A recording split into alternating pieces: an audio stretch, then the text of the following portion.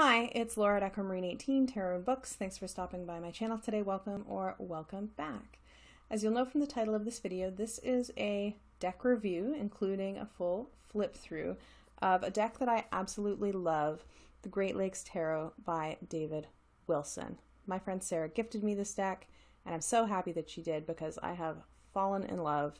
For folks who don't know, I live in the region of the Great Lakes, and so this is a deck that features animals and plants and places that I am surrounded by, that in many cases I'm quite familiar with, and so having all of those in a deck is really special. For the purpose of this review, I want to start just talking a little bit about the kind of technical, I guess, aspects of the deck, the structure of the suits, the back of the cards, and so on. Then I'll include the full flip through. And then at the end, I want to just share a couple of cards from each suit and from the majors that kind of stood out to me or that I particularly like and wanted to say a bit more about. So the deck is available from the publisher. I'll link their website below. This creator, David Wilson, also created the Rust Belt Arcana, another really beautiful place-oriented deck. The book is non-existent. There is no book. It comes with an identification guide, though, which is available online. I'll link that below as well. The identification guide tells you who's who and what's what in the deck.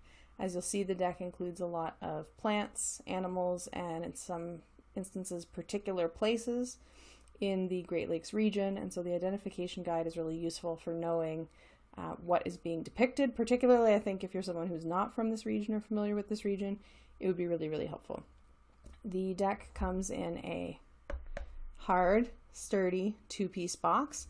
It has a picture of the Moon card on the front, and it has a picture of the High Priestess card on the back. And I'll show you the back of the cards next. Which are probably an image that people recognize, as of course including the Great Lakes. I'll put that over here actually. So this up here is Lake Superior, Lake Michigan, Lake Huron, Lake Erie, and Lake Ontario. It's hard to do that on camera. So I grew up right in this area here, closest to Lake Huron, and now I live over here, just for interest's sake. It's a simple back design, not reversible, but a good, obviously sum up of the theme of the deck. And with how colorful the fronts of the deck are, I like the black and gray of this back.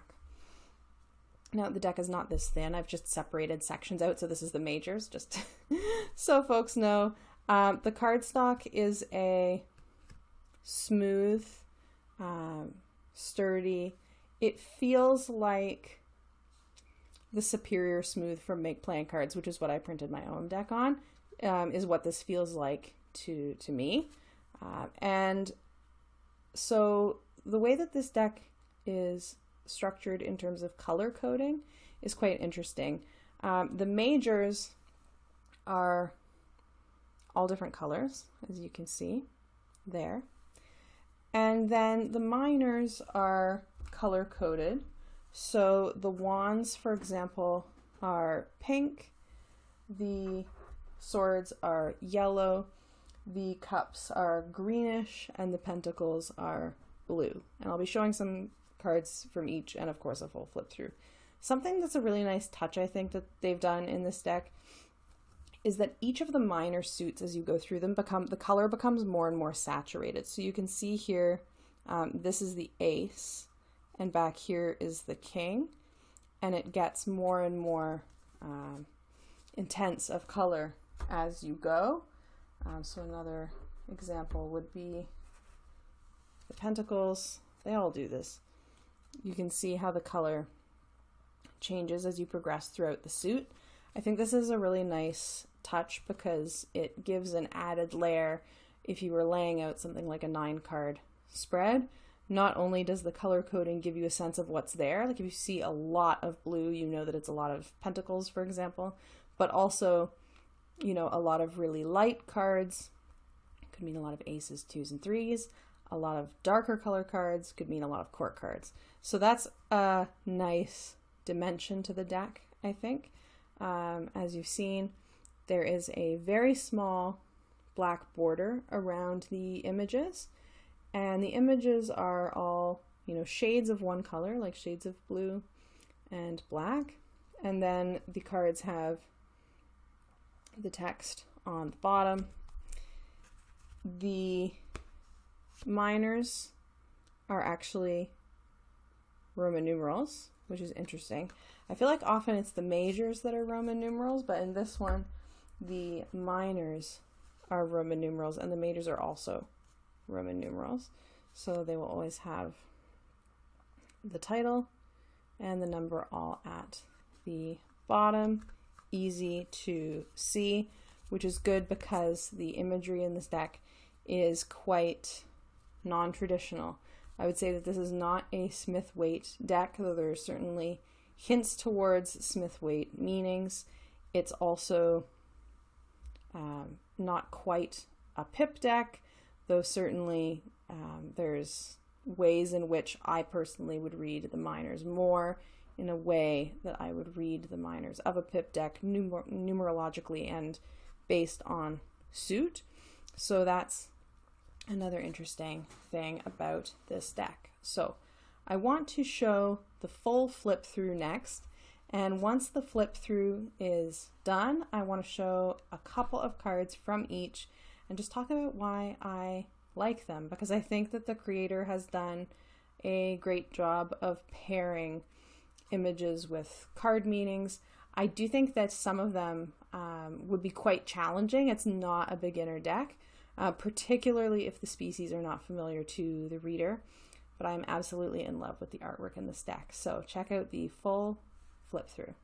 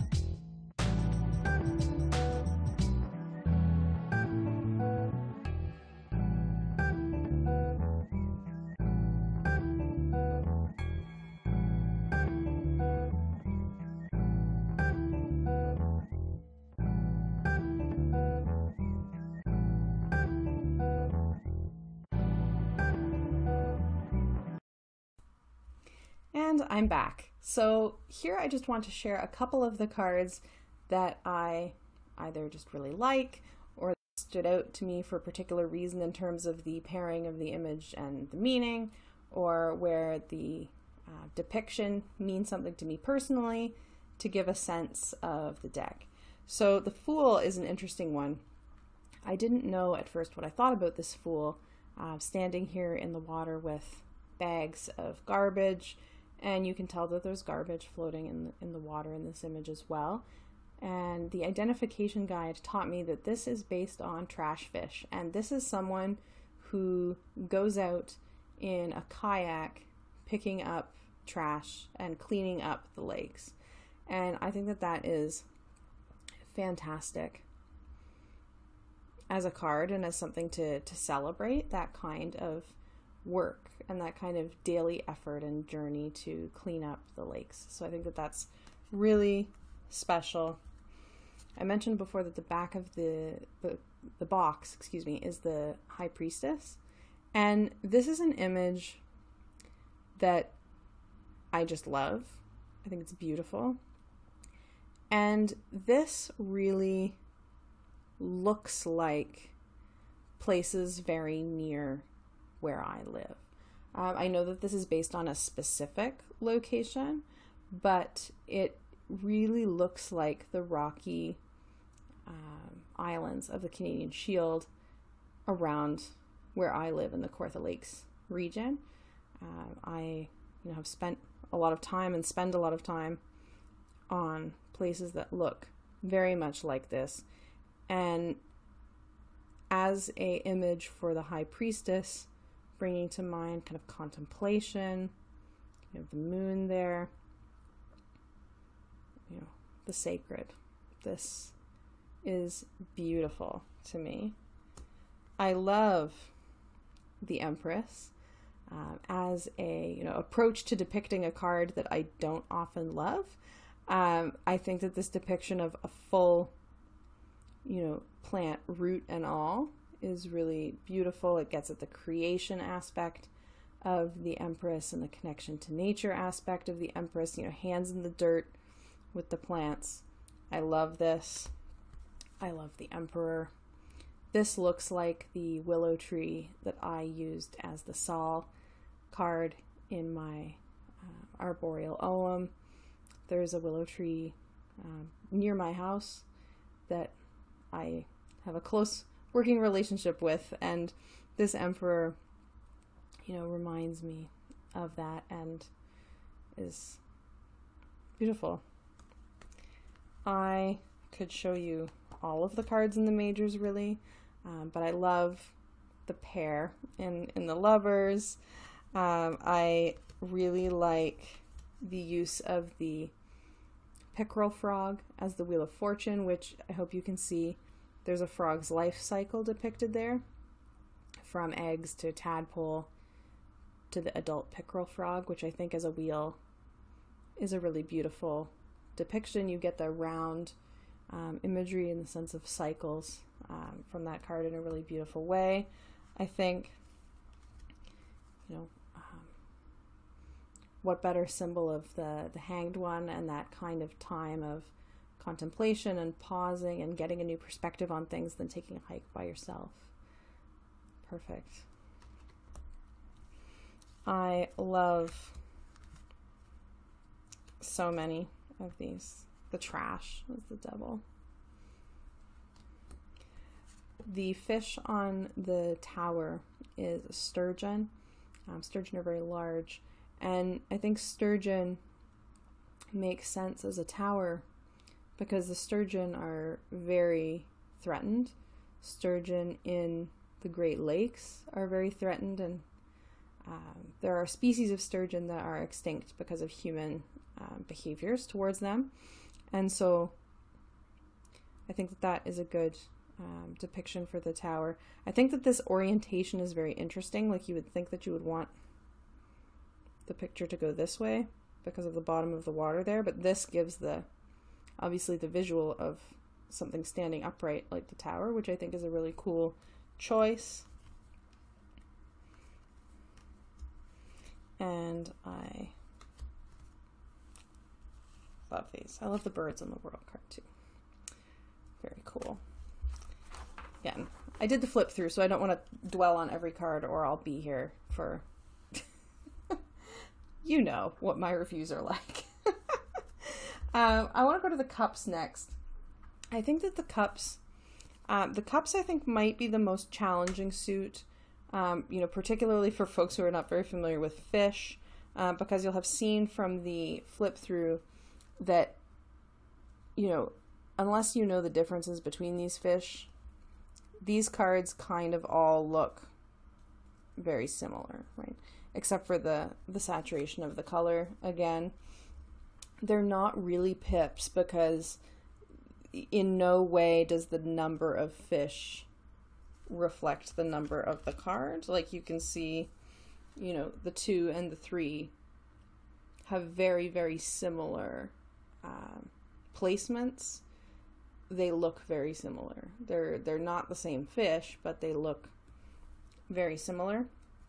So you do, I think, have to really read the text of what's on the bottom of the card to be able to know kind of who's who in these cards.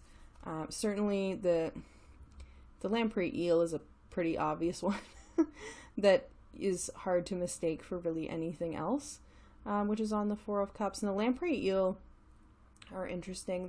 They have kind of parasitic relationships to other species.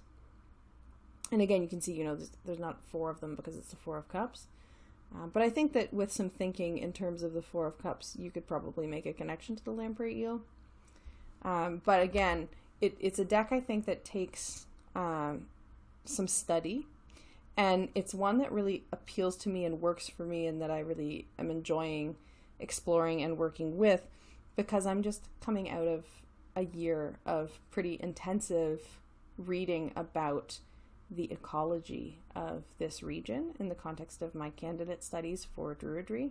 So I've been reading a lot of things like field guides cover to cover and learning a lot of species and the differences between them and what their behaviors are like. And so I want to sit down and go through these and make these kinds of connections, because I think that they're there. And in the cards with species depicted that I know better, that I'm most familiar with, I can really readily make those connections between why that species on that card. Some of the species that I know much less well or know very little about, the connection is obviously not nearly as apparent. So I want to spend some more time on that. The 5 of Cups, we have the sturgeon again, which was on the tower. And it's obviously a very different physical image, but thinking about the 5 of Cups is sometimes having to do with loss and, you know, what has been lost and what remains. I think a species that has, you know, some of its types being extinct makes good sense as a choice. The 7 of Cups, you know, if you're familiar with the Great Lakes, you'll recognize it as a pumpkin seed fish. And pumpkin seed fish are cute. I enjoy seeing pumpkin seed fish. You know, for some folks, fish are never going to be cute and never going to be nice to look at. But the pumpkin seed fish is, I think. The 9 of Cups has a muskie, and muskie, it's hard to get the scale from these cards and like the way they've laid them out on this. You can probably tell from this that the muskie is a very long fish, right? Like if you think of this as the front of the muskie and the middle and the back, which is very much to me what this card is doing. Muskie are very long. I have memories as a kid of seeing people who were fishing come back, you know, with the muskie, and when you hold it, it's like you've got to hold it up like this, and it's you know, it's very, very large fish. They are elusive. You know, I don't fish. I'm not a person who goes fishing, but I find fish interesting and I like learning about fish. I'm a Pisces, so there's that. But the muskie is huge. And another one that I think would be very obvious to anybody in the Great Lakes region is the crappie. And the crappie is prolific. Crappie are everywhere. If you know, go fishing as a child, this is probably what you would get, is the little crappies, which are here in the Ten of Cups, which for, a card that has to do with abundance, I can definitely very easily connect the crappy to abundance. The Wands is a suit of plants. And again, like the color range in the suit is really beautiful. I am not as good with plant identification as I am with animals. I don't have any experience with anything kind of like herbalism or foraging or those kind of engagements with plants. They always stress me out a little because I have quite a bit of allergies. But I find plants and trees, of course, beautiful and compelling, and I'm interested to learn more about these. But some of these, as somebody who's from the Great Lakes region, immediately are very clear who they are. So the blue violet, for example, on the Two of Wands, like, you don't need this to be colored in the way that it is in nature to know that that is a blue violet. If you hike or camp or canoe or kayak or anything like that around this region, you will know the blue violet. Another one that I would say is one of the most, to me anyway, like visually clear ones that someone would be familiar with in this region would be the Seven of Wands, which is the leatherleaf. And leatherleaf, as the name suggests, is a plant with very tough kind of texture. And the leatherleaf is also tough in terms of the kinds of soil that it lives in. And so, as a Seven of Wands, I can make a connection between the leatherleaf and meanings that are often associated with the Seven of Wands. Another card that has to do with kind of abundance and culmination, the Ten of Wands. This is a reed. And, reeds, you always see a ton of them. So as a Ten of Wands, thinking about, the holding the bundle of 10 or having a lot of something, the reed, I think, makes a lot of sense in that way, which is interesting. And I really just like this. I really just like this image. The artwork is beautiful and very detailed. And I would love to be able to, yeah, there we go. Like, the line work is incredible. I really like this art style. I'm tempted by the creator's other deck, the Rust Belt Arcana, but I don't have the connection to the Rust Belt that I do with this. I think it would be a lot harder for me to try to work with. The wands, I wanted to show Joe Pyeweed. This is another one that folks who live in this region will be familiar with, Joe Pyeweed. Butterflies love this plant. Bees love this plant. It does have weed in its name. Weed meaning that humans have decided that they don't want it where they haven't put it deliberately. But it's a very good one for native pollinators, Joe Pyeweed. Yeah, that's a good overview of the wands, I think. And then I will go to the swords. The swords may be my favorite suit, I think, in this deck. I'm trying not to make a mess over here and grab the one pile that I want. There we go.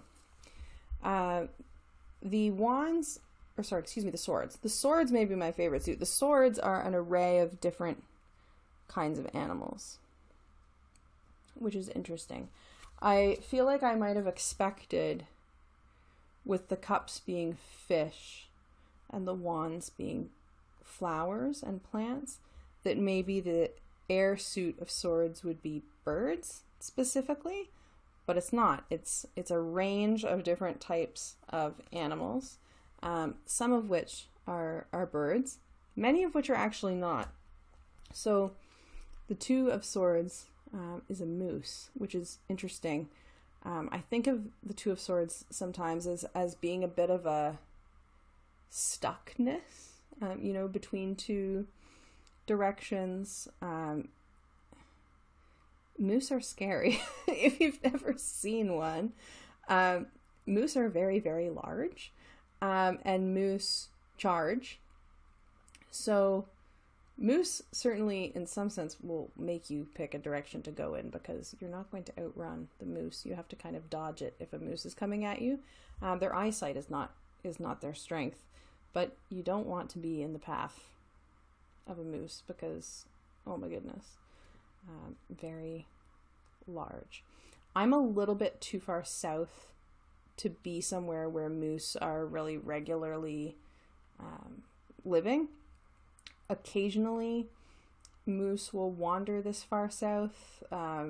It's never for a good reason, but certainly I have spent lots of time, camping and that in places where moose are much more common, which is further north from me.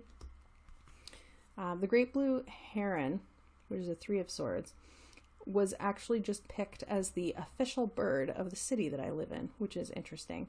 And the pond around the corner from my house where the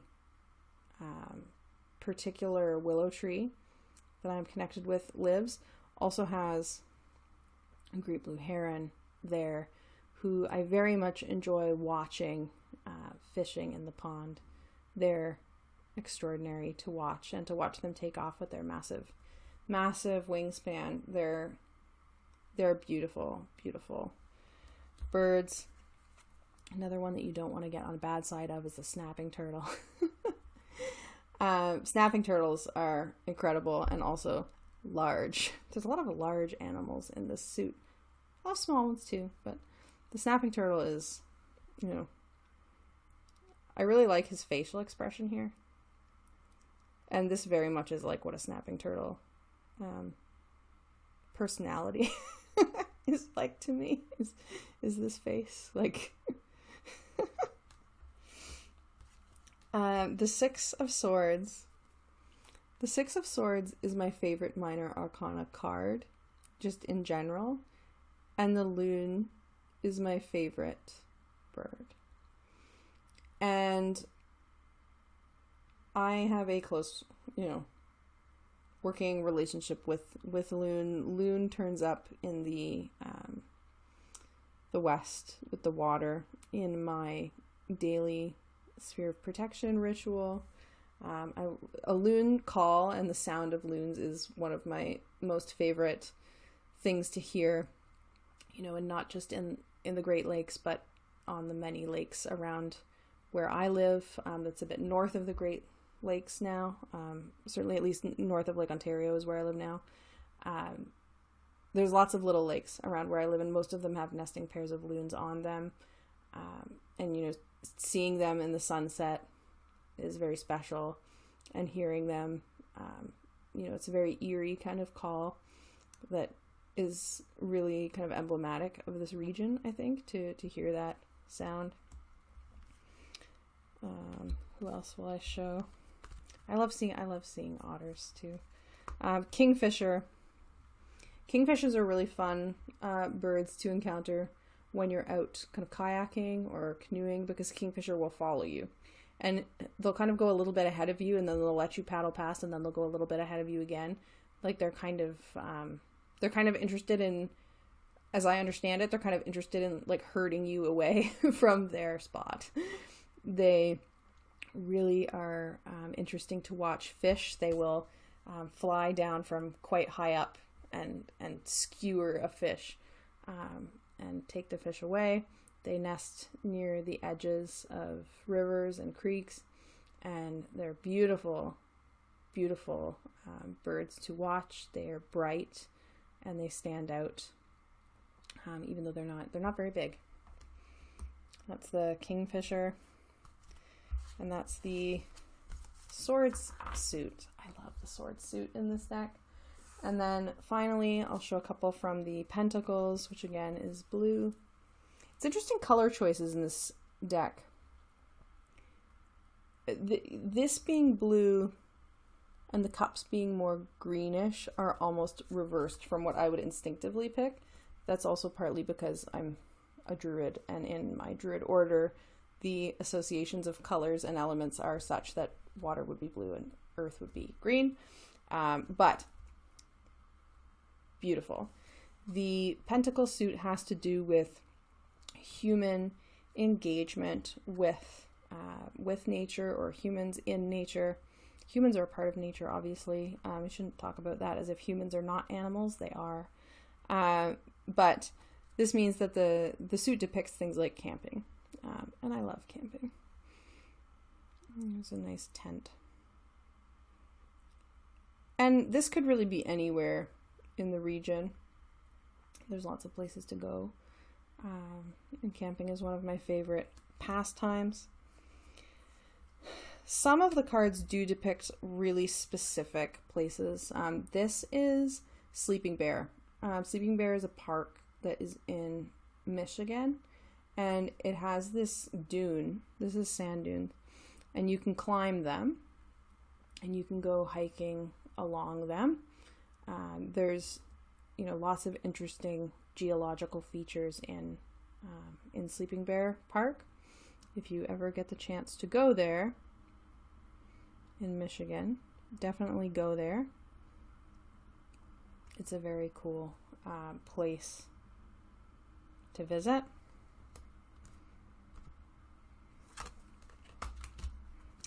This Nine of Pentacles just makes me happy, because I feel like a lot of us who have grown up, in this region or regions like it probably have had this activity. I know that I certainly have. And thinking about that as a Nine of Pentacles, this is like a happy place for sure. I really like that. And I really like these, everything, a lot of the cards have this kind of silhouetted feel that I really like. Like, I feel like the artist has really effectively captured, some scenes are kind of night scenes without, while staying in the color palette, which is interesting. I really, really like this. And then some of these, again, this is the Ambassador Bridge for the Knight of Pentacles. This is a place that I've been a lot of times, because the Ambassador Bridge is between Detroit and Windsor, Ontario. Windsor, Ontario, and Detroit, Michigan. My brother lived in Windsor for a number of years, and we used to meet up and go to Detroit for concerts or go there. I've been there and looked in, done a bit of archival research in Detroit, not much. I did most of my research when I was in Michigan, in Ann Arbor, but I have spent quite a bit of time in Detroit and a little bit of time in Windsor when my brother was there, so this is a place that I know very well.